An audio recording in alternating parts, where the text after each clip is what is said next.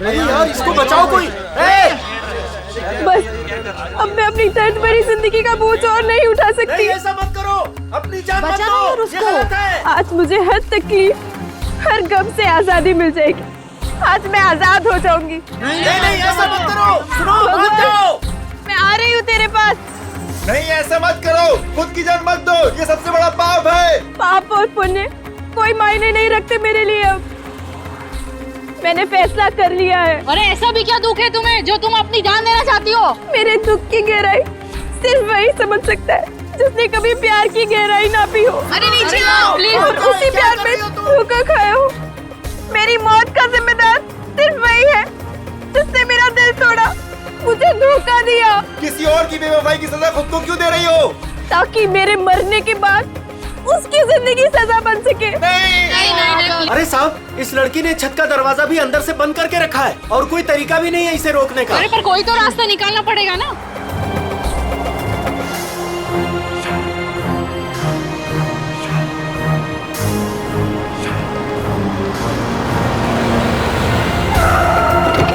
CID वाले आ गए, शायद ये कुछ करें। साहब मैंने ही आपको फोन किया था, वो रही लड़की। अभिजीत से किसी भी हालत में बचाना होगा।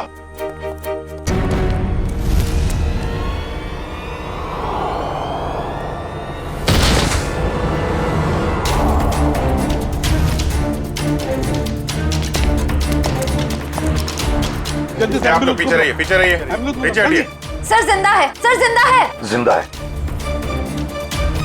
सर ये कुछ कहना चाहती है। देखो घबराओ मत, हम तुम्हें कुछ नहीं होने देंगे। हाँ एम्बुलेंस आती होगी, बताओ कुछ कहना चाहती हो? शापित ड्रेस। हाँ शापित ड्रेस। जूही को बचा लो। जूही? कौन जूही? सुनो अभिजीत। सर एम्बुलेंस बस आ रही है। अब तो इस बेचारी की लाश ही जाएगी, दम तोड़ दिया इसने। सर मरने से पहले दो बातें कह रही थी ये, शापित ड्रेस और जूही को बचा लो। इसका तो एक ही मतलब हो सकता है अभिजीत, इस आत्महत्या के साथ साथ इसके पीछे कोई गहरा राज छुपा है, पता लगाना पड़ेगा। ये कौन है? होटल का मैनेजर कहाँ है? मैनेजर साहब 4 दिन से छुट्टी पर गए हुए हैं और आज हमारे होटल में एक बहुत बड़ी शादी है तो सारे लोग उसी में लगे हुए हैं। अच्छा, क्या आप में से कोई इस बेचारी को जानता है? सर मैंने कोई विज्ञापनों में देखा है इसे। अच्छा, मॉडल थी मतलब ये। और कुछ जानते हो? सर सुबह में मैंने इसे देखा था, ठीक ठाक थी, एक रेस्टोरेंट में चाय नाश्ता करने बैठी थी सर। ये अकेली थी या इसके साथ कोई और भी था? नहीं सर, इसके साथ और कोई नहीं था। कौन से रेस्टोरेंट देखा था? अरे जॉनी एक बन मस्का देना। अभी लाया। बैठिए सर, बैठिए। क्या लेंगे आप? नहीं, कुछ खाने पीने नहीं आए, कुछ पूछताछ करने आए। सर आप इस लड़की की फोटो देखो, इस लड़की ने अभी अभी आत्महत्या कर ली है। इसको पहचानते हो? साहब ये तो मेहर कुमार है, पर इन्होंने आत्महत्या क्यों कर ली? उसी का पता लगाना है। अच्छा ये बताओ, क्या तुम मेहर को जानते थे? नहीं साहब, कुछ खास तो नहीं जानता उनके बारे में। वो आज सुबह यहाँ आई थी ना नाश्ता करने? Yes ma'am. क्या तुम्हें वो परेशान वगैरह लगी या फिर कुछ? हाँ साहब, जब वो नाश्ता कर रही थी ना तो बहुत रो रही थी। मैं उनके पास गया, मैंने पूछा क्या हुआ, तो मुझे कुछ बताया नहीं उन्होंने। अच्छा, क्या जब वो यहाँ पर बैठी तो उसने किसी को फोन वोन किया या किसी का फोन आया था उसे? नहीं साहब। किसी जूही को जानते हो? मेहर के साथ यहाँ पे आती थी? नहीं साहब। नहीं। अरे जरा अपने दिमाग पर जोर डालो, याद करने की कोशिश करो, देखो कुछ याद आता है क्या? हाँ साहब, जब आज वो आई थी तो बहुत ज्यादा मेकअप किया हुआ था और उन्होंने कपड़े भी कुछ अतरंगी, कुछ फिल्मी टाइप कपड़े पहन रखे थे। किसी शूट में जा रही होगी वो। हाँ ठीक है, जाओ। Thank you sir. अभिषेक, पता तो लगा सकते हैं मेहर के बारे में किसी कास्टिंग एजेंसी या मॉडल कोऑर्डिनेटर से? सर एक जान पहचान वाला है तो सही। हेलो विक्रांत। हाँ अभिजीत बोल रहा हूँ यार। अच्छा एक मॉडल है मेहर कुमार, उनके बारे में कुछ बता सकते हो? नहीं फिल्म नहीं बना रहा हूँ, एक केस के सिलसिले में ही पूछ रहा हूँ। समीर। अच्छा अच्छा अच्छा अच्छा। Okay okay, thank you very much. Sir, ये समीर नाम का एक फैशन डिजाइनर है, उसके यहाँ पे ये शो स्टॉपर थे। आज ही वो फैशन शो होने वाला है। ऐसे क्या हुआ होगा जो उसने ऐसी आत्महत्या की? सर, हो सकता है कि महर की फैशन शो वालों के साथ कोई अनबन हो गई हो, या फिर उन्होंने महर की जगह किसी और को ले लिया हो। फैशन शो वालों से मिलना पड़ेगा, उन्हीं से पता चलेगा क्या हुआ था। प्यारे दर्शकों, उम्मीद करता हूं आप इस फैशन शो का आनंद ले रहे हो, आपको बहुत मजा आ रहा है। लेकिन अब वो घड़ी आ चुकी है जिसका आप सभी को बेसब्री से इंतजार है। अब आपके सामने आ रही हैं हमारे शो की शो स्टॉपर्स। तो तालियों की गड़गड़ाहट से स्वागत कीजिए हमारी शो की पहली शो स्टॉपर, जिनका नाम है लिजा और जिनका आंख से खेलना बाएं हाथ का खेल है। तालियों से स्वागत कीजिए प्लीज। फैशन शो का वेन्यू कितनी दूर है अभी? सर तकरीबन 2 किलोमीटर दूर है, आगे सिग्नल से राइट। दोस्तों, अब वक्त है हमारी शो की आखिरी शो स्टॉपर का, जिसका नाम है जूही, जो मुंबई में आपको हिल स्टेशन की ठंडी ठंडी वादियों का एहसास करा देगी। तो स्वागत कीजिए हमारी तीसरी शो स्टॉपर जूही का।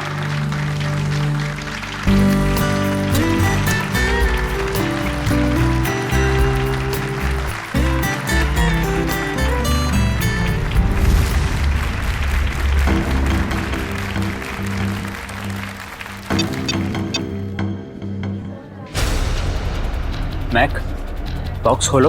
पता नहीं क्यों नहीं खुल रहा है सर, मैं पूरी कोशिश कर रहा हूँ सर। क्या मतलब है कि बॉक्स नहीं खुल रहा? तुमने चेक किया था ना ढंग से? ये सब क्या हो रहा है? जूही कहाँ है? उसकी एंट्री थी ना। समीर, एक्चुअली कुछ टेक्निकल प्रॉब्लम हो गई है। इससे पहले कि मेरी नाक कटे जाके कुछ करो। Don't worry, I will check. Don't worry. Excuse me, ये जूही कौन है यहाँ पे? आप लोग? हम सीआईडी से। सीआईडी? हाँ, जूही कहाँ है? सर, वो अभी ये नकली बर्फ के बॉक्स में फंस गई थी। और नो, अरे यार इसको खोलो। कैसे खुलता है ये? हम इसे ही खोलने की कोशिश। ओह माय गॉड, ये इतना ठंडा क्यों है? क्योंकि ये नकली बर्फ नहीं, असली बर्फ है। इसके तोड़ने का कुछ सामान लाओ जल्दी। सर, जूही तो जम गई है।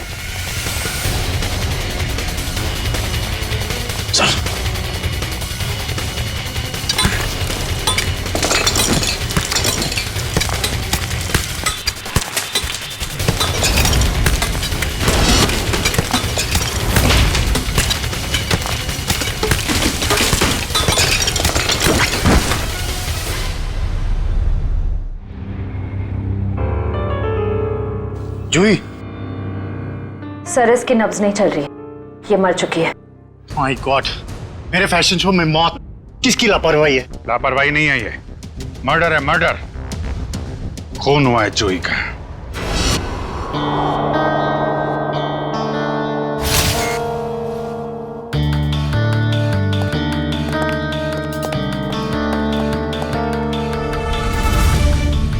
क्या लगता है?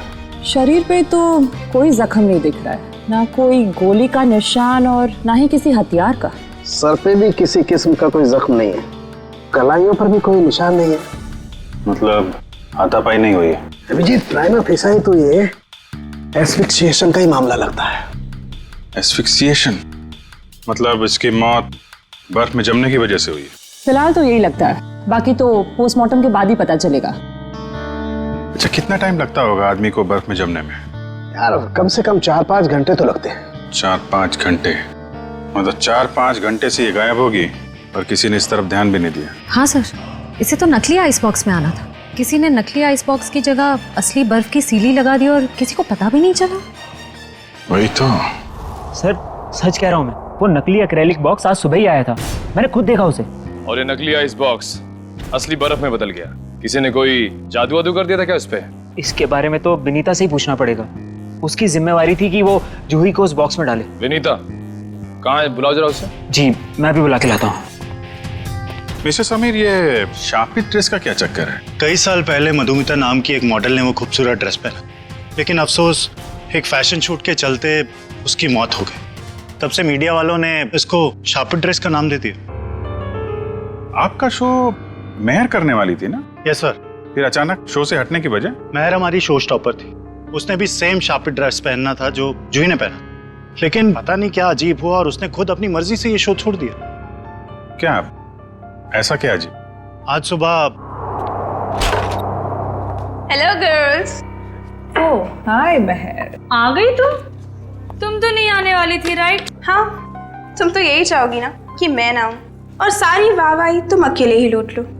हो प्लीज, सारी वाहवाही तो आज मुझे ही मिलने वाली है। गायत्री, तुम भी बहुत सीधी हो। इतना भी नहीं जानती कि दर्शक शो देखने तुम दोनों को देखने के लिए नहीं बल्कि मेहर को देखने आते हैं।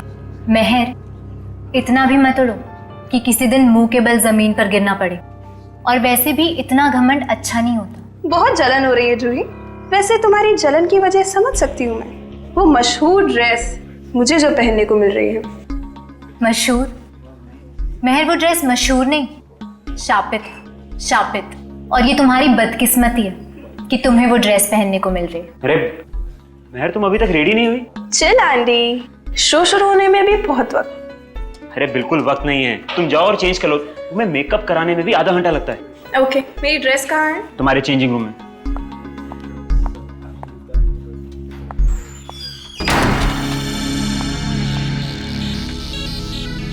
अरे ड्रेस तो यहाँ है ही नहीं। कहीं जूही ने चुरा तो नहीं ली?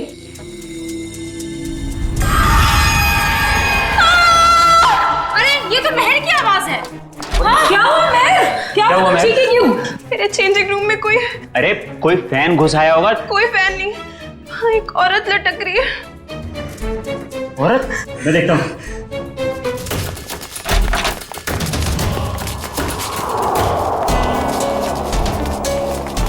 महर, ये क्या मजाक है?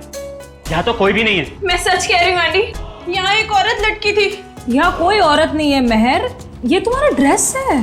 पर सच में यहाँ एक औरत थी। अगर यहाँ कुछ देर पहले औरत थी तो इतनी जल्दी कहाँ गई?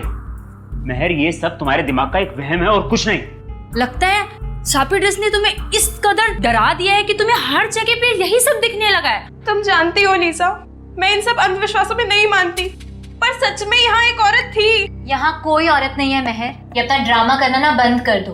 तुम बस यही चाहती हो ना कि सारा अटेंशन तुम्हें मिल जाए और हर कोई तुम्हारे आगे पीछे घूमे। प्लीज अपना ड्रामा बंद कर दो। क्या कहा तूने? ड्रामा कर रही हूँ मैं? ड्रामा कर रही हूँ? हटो, क्या शोर लगा रखा है? समीर वो क्या वो? मैंने सब सुना है। प्लीज, शो शुरू होने में कुछ ही वक्त है। प्लीज ये बच्चों की तरह लड़ना झगड़ना बंद करो। मगर कुछ नहीं, जो कहना है वो शो के बाद कहना। एंड प्लीज तुम सब भी अपना अपना काम करो। चलो चलो चलो चलो यार, चलो चलो। ये मेहर को कोई मानसिक बीमारी थी क्या? नहीं सर, ऐसा बिल्कुल नहीं था। मैं पिछले 5 सालों से उसके साथ काम कर रहा था। उसने पहले कभी ऐसा बर्ताव नहीं किया सर। अच्छा, फिर क्या हुआ? मेहर की जगह जूही ने कैसे ली? आज सुबह जब हम उसके मेकअप रूम में गए तो। सॉरी समीर, मैं ये ड्रेस नहीं पहन सकती। ड्रेस नहीं पहन सकती? क्या कह रही हो? ये ड्रेस वाकई में शापित हुई तो? कैसी बातें कर रही हो तुम? थोड़ी देर पहले तो तुमने कहा था कि तुम इन सब बातों में विश्वास नहीं रखती, तो अब क्या हुआ तुम्हें? अब तक नहीं मानती थी, पर अब लगने लगा है जरूरी नहीं ये सारी बातें दकियानुसी हो। इनमें कुछ तो सच्चाई हो सकती है। महर, शो की सारी तैयारियां हो चुकी। अपना नाटक बंद करो और जाके तैयार हो जाओ। तुम्हारे शो के चक्कर में मैं अपनी जिंदगी खतरे में नहीं डाल सकती। तुम भूल रही हो कि तुमने मेरे साथ कॉन्ट्रैक्ट साइन किया है। मैं तुम पे केस कर सकता हूँ। और कितनी अच्छी एक्टिंग करोगे समीर। तुम यही चाहते हो ना मैं तुम्हारे शो से हट जाऊं, तो ऐसे ही बोल देते। ये शापित ड्रेस के जरिए मुझसे पीछा छुड़ाने का अच्छा रास्ता ढूंढा तुमने। ये क्या कह रही हो तुम? भला मैं क्यों तुम्हें अपने शो से बाहर करूंगा? सब समझती हूँ मैं। आजकल वैसे भी तुम मुझसे सीधे मुंह बात नहीं करते हो। खैर, अगर तुम चाहते हो मैं ये शो करूं तो मुझे कोई दूसरी ड्रेस दे दो। शो की सारी तैयारियां हो चुकी हैं। आखिरी वक्त पे हम ड्रेस नहीं बदल सकते। या तो ड्रेस बदलेगी या फिर मॉडल। अब तुम सोच लो, तुम्हें मेहर चाहिए या फिर ये ड्रेस? तो ठीक है, ड्रेस नहीं बदलेगी, तुम सोच लो। ये तुम्हारा आखिरी फैसला है? मेरा हर फैसला आखिरी ही होता है। तो ठीक है, मुबारक हो तुम्हें ये सड़ी पुरानी शापित ड्रेस। ढूंढ लो कोई शो स्टॉपर। बेशक ढूंढ लूंगा। तुम ये भूल रही हो कि तुम्हें बनाने वाला मैं ही हूं। मैं किसी को भी शो स्टॉपर बना सकता हूं। जूही, तुम्हारे पास 5 मिनट है। इन 5 मिनटों में तुम मुझे वो ड्रेस पहन के तैयार दिखनी चाहिए। वाह समीर, जूही क्या चॉइस है तुम्हारी। जूही खुद उस शापित ड्रेस से डरती है, वो कभी ये ड्रेस नहीं पहनेगी। जूही, जो तुम्हें 5 मिनट दिए गए थे उसमें से 10 सेकंड गुजर चुके। तुम वो ड्रेस पहनोगी?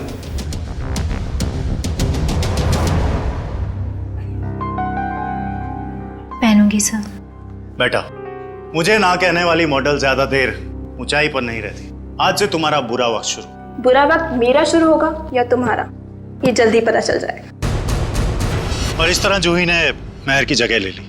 सर इसका मतलब महर को अंदाजा हो गया था कि जूही की जान खतरे में है, इसलिए उसने मरते वक्त ये कहा कि जूही को बचा लो। ये आप क्या कह रही हैं? महर की मौत हो गई? कब? कैसे? महर ने आत्महत्या कर ली है, एक बिल्डिंग की छत से कूद के, और मरने से पहले उसने हमें बोला था कि जूही को बचा लो, लेकिन देर हो गई। सर ये है विनीता, इन्हीं की जिम्मेदारी थी जूही को बॉक्स में डालने की। तो बताइए विनीता जी, नकली आइस बॉक्स असली बर्फ में कैसे बदल गया? पता नहीं सर, जब मैंने वो बॉक्स चेक किया था तो वो नकली था, एक्रिलिक का। जरा वो जगह दिखाइए जहाँ पे आखिरी बार आपने चेक किया था बॉक्स को। सर यहीं पे सामने। यहाँ पे? जी सर, ये बॉक्स यही रखा गया था। मेरी जिम्मेदारी ये थी कि मैं जूही को बॉक्स के अंदर बिठाऊं और फिर माँ को सिग्नल दूं कि जूही की एंट्री के लिए रेडी हो जाए। तुमने जूही को बॉक्स के अंदर जाते हुए देखा था? नहीं सर, मैं देख नहीं पाई। नहीं देख पाई मतलब? यही तो काम था ना तुम्हारा। हाँ, जब मैं बॉक्स चेक कर रही थी तभी मुझे किसी ने बाहर बुलाया और मुझे जाना पड़ा, लेकिन फिर मैंने अदिति से कहा कि कुछ देर के लिए वो मेरी ड्यूटी संभाल ले, और फिर 20 मिनट बाद जब मैं वापस आई तो मैंने देखा कि जूही बॉक्स के अंदर जा चुकी थी। तब तुमने बॉक्स चेक किया था? हाँ मैंने किया था। मुझे थोड़ा ठंडा भी लगा, मानो जैसे कि असली बर्फ रखी हो। अच्छा, इस बारे में तुमने अदिति से पूछा था? मैंने पूछा उससे तो उसने कहा कि एक असली फील लाने के लिए इसे ठंडा किया गया है, और फिर तुरंत ही जूही की एंट्री हो गई और बर्फ भी स्टेज पर चला गया। अदिति कहाँ है? जब से ये हादसा हुआ है वो कहीं दिखाई नहीं दे रही। मयूर, जरा चेक करो अदिति को। Yes sir. क्या काम क्या करती है अदिति यहाँ पे? सर इंटर्न है यहाँ। इंटर्न? अच्छा, जूही की स्टेज पे कितने बजे एंट्री थी? सर ठीक 11:30 बजे। एक आदमी को बर्फ में जमने के लिए कम से कम 4 से 5 घंटे लगते हैं। 4-5 घंटे से जूही गायब थी और किसी ने ध्यान नहीं दिया? नहीं सर, जूही इतने वक्त से गायब नहीं थी। शो से पहले तो उसने मेकअप कराया था। क्या? निखिल, जरा मेकअप मैन से पता करो। सर जूही का मेकअप 10:30 बजे हुआ।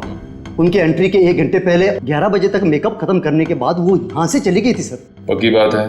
तुमसे कोई गलती तो नहीं हो रही है? नहीं सर, मुझे अच्छे से याद है। अच्छा, तुमने ठीक से देखा था वो जूही ही थी? हाँ सर, मैं अच्छे से पहचानता हूँ उसे। सच बोल रहे हो? हाँ सर। ठीक है सर, मेकअप मैंने बताया कि जूही 11 बजे वहां से मेकअप करा के निकली। क्या 11 बजे?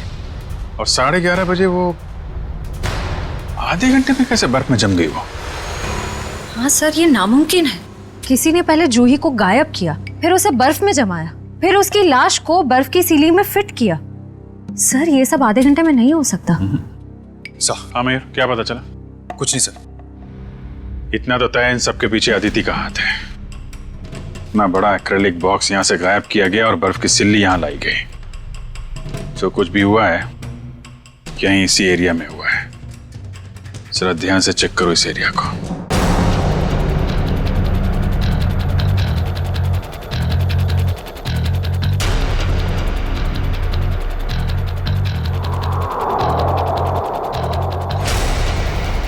ये देखो, यहाँ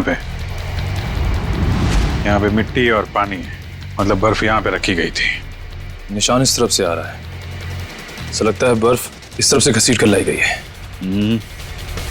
देखते हैं कहाँ पे ले जाती है हमें निशान। प्रॉप रूम, तो इस प्रॉपर्टी रूम से लाई गई है वो बर्फ यहाँ पे रखी हुई थी। कहीं अदिति यहीं तो नहीं छुपी हुई? हो सकता है।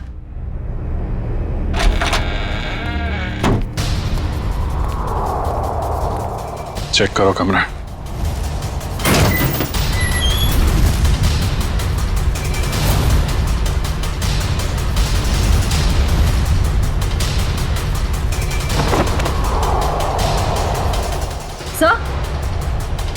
सर ये देखिए, एक्रिलिक बॉक्स यहाँ पे। निखिल, जरा बुला के लाओ समीर एंडी को।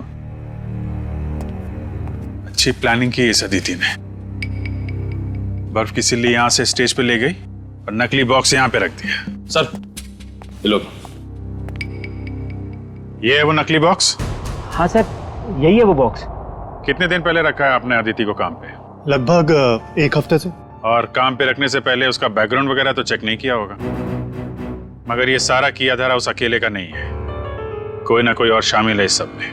कौन हो सकता है सर? कोई भी हो सकता है, आप भी हो सकते हैं, या आप। लेकिन जो कोई भी है बहुत जल्द पकड़ा जाएगा। ये दरवाजा कहाँ पे खुलता है? सर ये हमारा बैक डोर है। शायद बर्फ यहीं से लाई गई है। गार्ड है यहाँ पे? हाँ सर, गाड़ी यहीं बैठते हैं। कितने बजे से ड्यूटी पे हो यहाँ पे? सुबह 8 बजे से। फिर तो तुमने देखा होगा ना बर्फ की सिल्ली कौन लेके गया अंदर? नहीं, अंदर तो कोई बर्फ की सिल्ली नहीं गई साहब। अरे यार ठीक से याद करो, कोई कार या टेम्पो में सामान लेके गया हो? देखता हूँ साहब। हाँ साहब, 9:30 बजे एक ट्रक आई थी। हॉल का एसी खराब हो गया था, उसको रिपेयर करने आए थे। जाओ उस रिपेयर वाले का नंबर दो एसी का। हाँ साहब, 100-210-3280। Hello hello, gleam repair service. जी हाँ। आज सुबह आपने टिवोली हॉल्स में किसी को एसी रिपेयर करने भेजा था? नहीं मैडम, एक कंप्लेन तो आया था, लेकिन 5 मिनट बाद उन्होंने खुद कॉल करके कैंसिल करवा दिया था। कहा एसी चलने लगा है तो भेजने की कोई जरूरत नहीं है। आप वो दूसरा नंबर हमें बता सकते हैं? नंबर नहीं दिख रहा था मैडम, वो प्राइवेट नंबर था। Okay, thank you. अच्छी तैयारी कर रखी थी इन तीतरों ने। आरटीओ से पता लगा उस ट्रक के बारे में, उसका मालिक कौन है? लगता है नंबर प्लेट भी नकली होगी, लेकिन चेक करो, देखो कुछ पता चलता है क्या?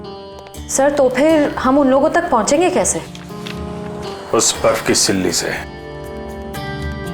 वो बर्फ की सिल्ली 6.5 फीट लंबी और काफी चौड़ी थी। ऐसी सिल्ली तो हर जगह मिलती नहीं है। पता लगा इस इलाके में कितनी बर्फ की फैक्ट्रियां हैं। सर इस इलाके की आखिरी बर्फ की फैक्ट्री है।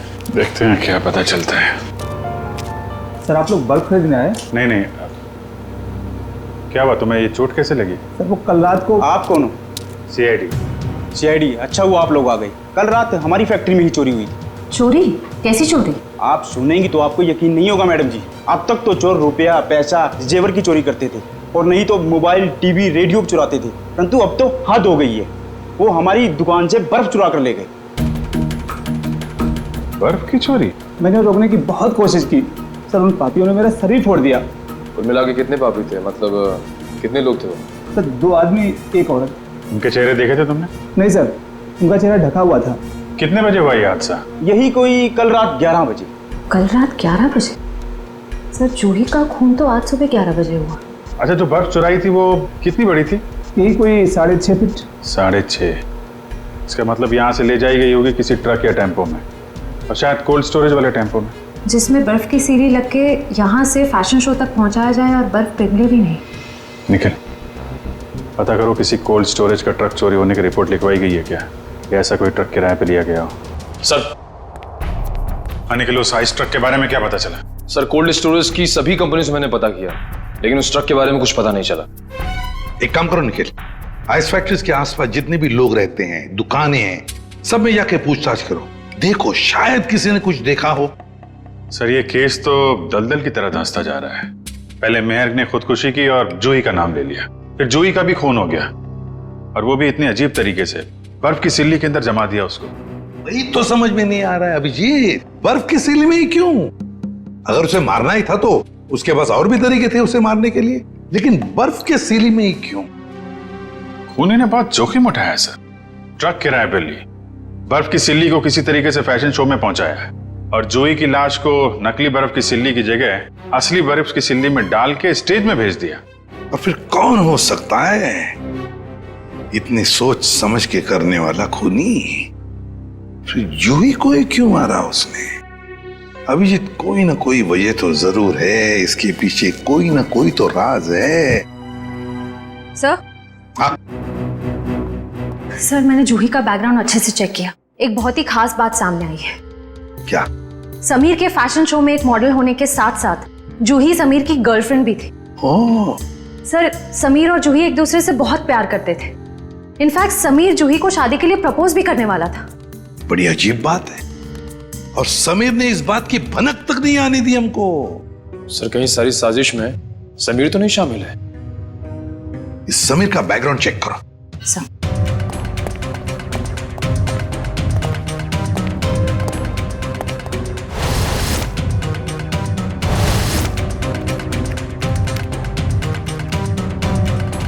सर समीर के बारे में ये तो बहुत ही इंटरेस्टिंग बात पता चली। नताशा नाम की लड़की की लाश मिली थी कोल्ड स्टोरेज फैक्ट्री में 5 साल पहले। नताशा नाम के लड़की की मौत की इंफॉर्मेशन समीर के बैकग्राउंड में क्यों? क्योंकि सर नताशा भी समीर की गर्लफ्रेंड थी। नताशा भी समीर की गर्लफ्रेंड थी? सर नताशा भी समीर की गर्लफ्रेंड और जूही भी। सर कहीं समीर ने तो नहीं दोनों को मार दिया? पुलिस को यही शक था पर अदालत में कुछ साबित नहीं हो पाया। नताशा का देखो बैकग्राउंड जरा, देखो कुछ डिटेल्स है क्या?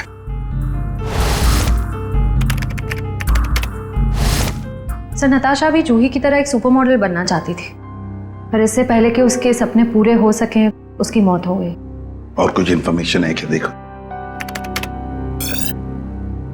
नताशा की एक बहन है शीतल। शीतल? अभिजीत, ये शीतल भी तो डिजाइनर थी समीर के उस फैशन शो में जहां पर जूही का कत्ल हुआ। Yes sir. शीतल। सर पिछले आधे घंटे से मुझे यहाँ अकेले क्यों बिठा के रखा है और बाकी लोग कहाँ हैं? शीतल, हमें आपसे कुछ इन्फॉर्मेशन चाहिए जूही के खून के बारे में। सर मैं इन्हें बता चुकी हूँ कि मैं उस बारे में कुछ भी नहीं जानती। अच्छा, आपने समीर की कंपनी कब ज्वाइन की? यही कुछ 2 महीने पहले। शीतल, आप खुद एक डिजाइनर है, समीर के साथ एज एन असिस्टेंट काम करने का क्यों सोचा आपने? ये कैसा सवाल है? यहाँ मुझे बड़े बड़े डिजाइनर के साथ काम करने का मौका मिला है, मेरी सैलरी भी अच्छी है और मेरे काम की तारीफ भी होती है, और कोई भी लड़की समीर के साथ क्यों नहीं काम करेगी? लेकिन हर किसी डिजाइनर की बहन का नाम नताशा नहीं होता। वही नताशा जो समीर की गर्लफ्रेंड थी और जिसका खून हो गया। आप कहना क्या चाहते हैं? आपने समीर के साथ काम करने का इसलिए सोचा क्योंकि आपको उस पर शक था। आपको लगता था कि आपकी बहन नताशा को उसी ने मारा है। ये झूठ है। और फिर जब आपको पता चला कि समीर जूही से प्यार करता है, उसे शादी करना चाहता है, आपने जूही को ही मार दिया। मैं कभी समीर को अपनी बहन की मौत का जिम्मेदार नहीं मानती हूँ। वो उसे बहुत प्यार करता था और दुनिया चाहे कुछ भी बोले, मैं जानती हूँ समीर निर्दोष है। कल रात 10 बजे आप कहाँ थे? समीर के ऑफिस में फैशन शो की तैयारी कर रही थी। और कौन कौन है आपके परिवार में? मैं, मेरी मम्मी और मेरा भाई अर्जुन। अर्जुन? कहाँ है ये अर्जुन? पता नहीं सर, अब वो हमारे साथ नहीं रहता। उसका मम्मी के साथ झगड़ा हो गया था। और किस बात को लेके हुआ था ये झगड़ा? क्योंकि अर्जुन को लगता था कि नताशा के खून में समीर का हाथ है, पर मैं और मम्मी ऐसा नहीं मानते। सर जरूर ये सारी प्लानिंग उस अर्जुन की ही होगी। कैसे हो दोस्तों? क्या बात है सालुंके साहब, चेहरे की हंसी चाल ढाल बता रहे हैं कि कोई बड़ा तीर मारा है आपने आज। कैसा है मेरे मित्र? हाँ, वरना इनको इतने अच्छे मूड में कभी कभी देखने मिलता है। बात यह है दोस्त के एक बहुत अच्छी खबर हाथ लगी है। अच्छा, क्या है वो खबर? वो ये कि जूही जो बर्फ में जम के मरी थी, पता लग गया कि आधा घंटे में वो कैसे मरी थी। कैसे? क्या हुआ था? हुआ यूं कि जूही एक्सपीजिएशन से मरी ही नहीं। क्या मतलब सालुंके साहब, जूही की मौत बर्फ में जमने से नहीं हुई है? नहीं। तो फिर कैसे हुई है? जहर से हुई है। क्या? जहर से? हाँ, ये देखो, नीडियोजोमाटा नाम का जहर है ये, जो शरीर में जाता है सारी मसल्स को लकवा हो जाता है, हार्ट अटैक हो जाता है और 15 मिनट के अंदर मौत। मतलब जब जूही को उस बर्फ के सिले में लिटाया गया था, उसकी मौत उससे पहले हो गई थी? बिल्कुल। डॉक्टर साहब, ये जो जहर है नीडियोजोमाटा, वो कितनी देर में असर करता है? ज्यादा से ज्यादा 15 मिनट। ओह, मतलब स्टेज पे जाने से थोड़ी देर पहले उसे जहर दिया गया था। लेकिन सर, अगर खूनी जूही को फ्रीज करके मारना चाहता था, फिर वो उसे जहर क्यों देगा? कहीं 2 लोग तो शामिल नहीं है इस खून में? आप जी, एक ने जूही को बर्फ में रखा पर दूसरे ने उसे जहर दे दिया। या तुम जरा अर्जुन का पता लगाओ, तब तक हम लोग इस वेन्यू को दोबारा छान मारते हैं। वो जहर नीडियोजोमाटा 15 मिनट में असर करता है डॉक्टर साहब। तो मरने से पहले वो तो मेकअप रूम में थी, मतलब जहर उसे मेकअप रूम में ही दिया गया होगा। तो देखते हैं फिर इस मेकअप रूम में कहाँ जहर है। लेकिन फोन करके स्प्रे दो, ऊपर ही पर रखा है।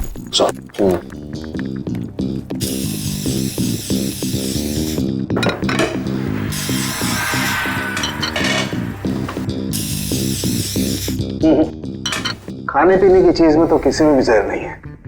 सर तो फिर मेकअप के सामान में? हाँ, हो सकता है, बिल्कुल, यू आर राइट।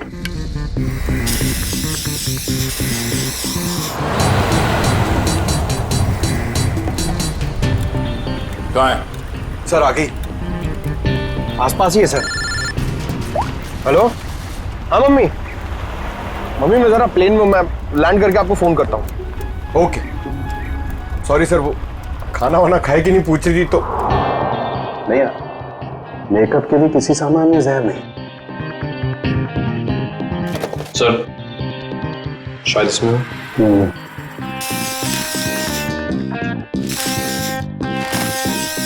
नहीं, डस्टबिन में भी नहीं है। जरा उस मेकअप मैन को बुला के ला। अर्जुन का मोबाइल आ गई है सर। कितनी दूर है? 30 मीटर दूर सर।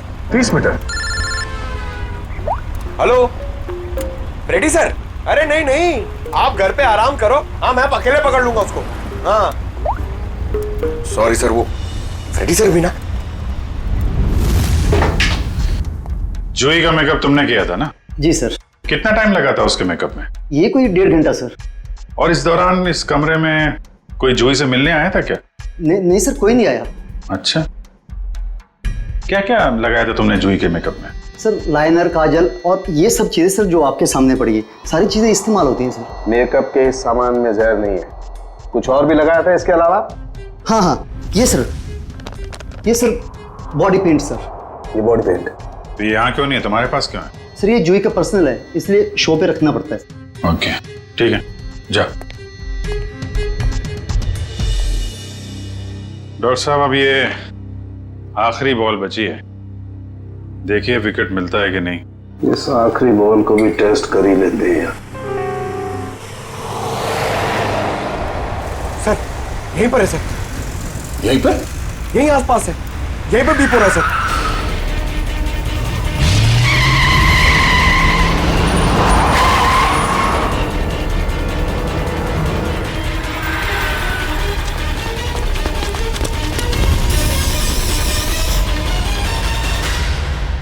तुम्हारी आखिरी बॉल ने कमाल कर दिया। ये देखो सर, विकेट तो मिल गया। जहर इस पेंट में है। ये तो जूही का पर्सनल पेंट है, फिर इसमें जहर किसने मिलाया होगा? और उस खूनी तक हम पहुंचेंगे कैसे? उस खूनी तक उसका वही हथियार पहुंचाएगा जिसका इस्तेमाल उसने जूही की जान लेने के लिए किया है, ये पेंट।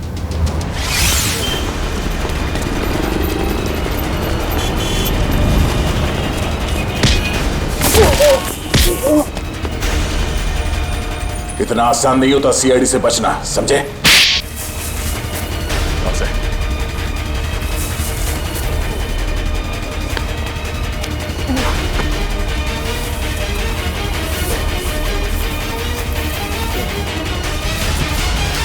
बोल। जिस पर नताशा की अर्थी उठी उसी दिन मैंने ये तय कर लिया, चाहे कुछ भी हो लेकिन एक न एक दिन मैं उसकी मौत का बदला जरूर लूंगा। मगर तुम तो समीर से बदला लेना चाहते थे ना, तो फिर जूही को क्यों मारा? क्योंकि जूही समीर की गर्लफ्रेंड थी। जैसे उसने मेरे से मेरे किसी अपने को छीना, मैंने भी उससे उसके किसी अपने को छीन लिया। इसलिए मैंने एक लंबा प्लान बनाया और सबसे पहले अपनी दोस्त अदिति को वहाँ काम करने भेजा, इंटर्न के रूप में। और शो स्टॉपर महर को भूत दिखाकर उसे डरा दिया ताकि वो खुद ये शो करने से मना कर दे। मुझे पता था कि महर मना कर देगी और समीर अपनी गर्लफ्रेंड जूही को शो स्टॉपर बना देगा। और आइस फैक्ट्री से बर्फ चुराकर तुम अपने प्लान के लिए तैयार थे। तुमने सोचा क्यों ना उसे भी ठीक उसी तरह से मारा जाए जैसे तुम्हारी बहन नताशा की मौत हुई थी। मैं मेंटेनेंस मैन बनकर वहाँ पहले से ही मौजूद था। जैसे ही जूही मेकअप रूम से बाहर निकली, मेरी दोस्त अदिति ने उसे अपनी बातों में फंसा लिया और उसे प्रॉम्प्ट रूम तक लेके आई जहाँ मैं पहले से ही मौजूद था। फिर मैंने उसे बेहोश कर दिया और उसे मेंटेनेंस गिफ्ट बैग में डालकर कोल्ड स्टोरेज ट्रक में ले आया जहाँ बर्फ की असली सिल्ली उसका इंतजार कर रही थी। और फिर तुमने जूही की लाश को बर्फ की सिल्ली में लेटा दिया। हाँ, मैं बर्फ की सिल्ली को पहले से ही खोखला कर दिया था ताकि उसमें जूही को आसानी से भर सकूं। और उसके बाद मैंने खाली जगह को ताजी ताजी बर्फ से भर डाला। और उसके बाद तुमने नकली आइस बॉक्स को वहां से गायब किया और उसकी जगह पे असली बर्फ की सिल्ली रख दी। मेहनत तो बहुत की थी तुमने अपनी बहन नताशा की मौत का बदला लेने के लिए, मगर तुम्हारी जानकारी के लिए मैं तुम्हें बता दूं कि जूही की मौत बर्फ में जमने से नहीं बल्कि जहर से हुई थी। जहर से। क्या? हाँ। लेकिन मैंने तुझे जहर नहीं दिया। तुमने नहीं, किसी और ने। बदकिस्मती से जूही का तुम्हारे अलावा कोई और भी दुश्मन था। एक साथ 2 लोग उसे मारना चाहते थे। इसका मतलब मुझे तो फांसी नहीं होगी ना सर?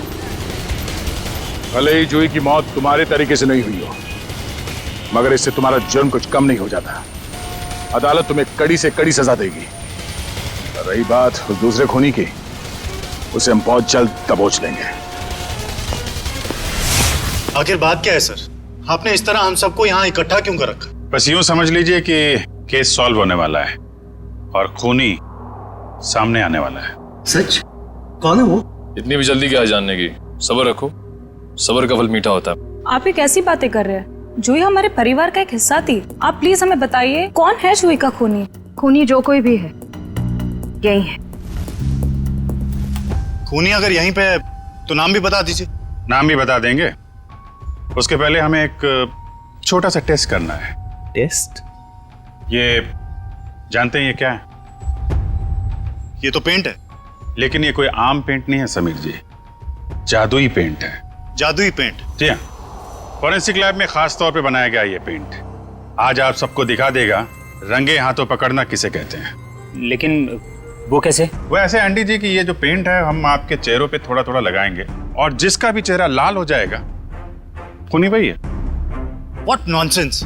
भला ये क्या तरीका हुआ खूनी को पकड़ने का? है एक तरीका। वैसे मैं आपको ये बता दूं कि सीआईडी के तरीके न कभी फेल हुए हैं और न कभी होंगे। चलो भाई खेल लो होली एडवांस में। मुझे नहीं लगाना है ये पेंट वेंट, मेरी स्किन खराब हो जाएगी। मैडम पेंट तो आपको लगवाना पड़ेगा, तभी तो आपके आने वाले भविष्य का पता चलेगा।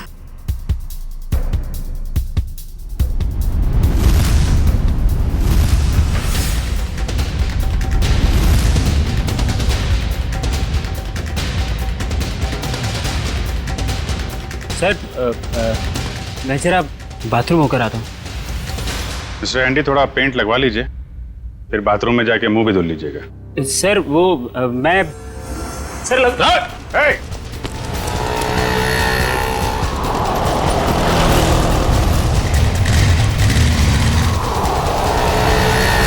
एक काम करो, इसको चारों तरफ से घेरो।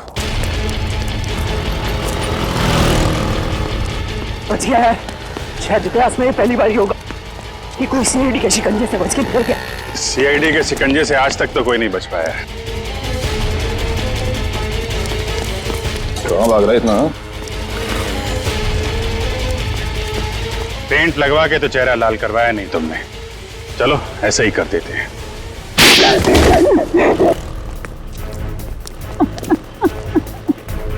मैंने ही मारा जूही को। मैंने उसके बॉडी पेंट में जहर मिलाया था। मगर क्यों? क्योंकि वो मेरा राज जान गई थी। कैसा राज? मैं सब इसी की कंपनी में घोटाला करता था। महंगे और इम्पोर्टेंट मेकअप के सामान को खरीद करता था नकली और चीप सामान से, और उसके सामान को बाहर मार्केट में बेचता था, यहाँ तक कि उसके डिजाइन भी चुराता था। जिस थाली में खाते थे उसी में छेद है? सब कुछ ठीक जा रहा था, लेकिन एक दिन जूही के आगे मेरा भांडा फूट गया। मैंने उसे पैसे का भी लालच दिया, लेकिन नहीं, उसने मेरी एक भी नहीं सुनी। तो समीर से प्यार करती थी। उसने बोला कि शो के बाद वो समीर को सब कुछ बता देगी। मैंने उसे मार डाला। मगर वो पेंट तो पहले मेहर पे इस्तेमाल होने वाला था। हाँ, मैंने पहले दूसरे पेंट में जहर मिलाया था, लेकिन जब मुझे पता चला कि शो स्टॉपर अभी जूही होने वाली है तो मैंने उसके नए पेंट में भी जहर मिला दिया। इससे जूही मर गई। मैंने सोचा कि सारा शक मेकअप मैन पे जाएगा, मुझ पर कोई शक भी नहीं करेगा। बेवकूफी थी तुम्हारी ऐसा सोचना। पैसों की लालच में इतना नीचे गिर गया कि चोरी की, खून तक का डाला। अब फांसी के इंतजार में जरा ठंडे दिमाग से सोचना। पैसों की चमक कहीं ज्यादा महंगी तो नहीं पड़ गई तुम्हें?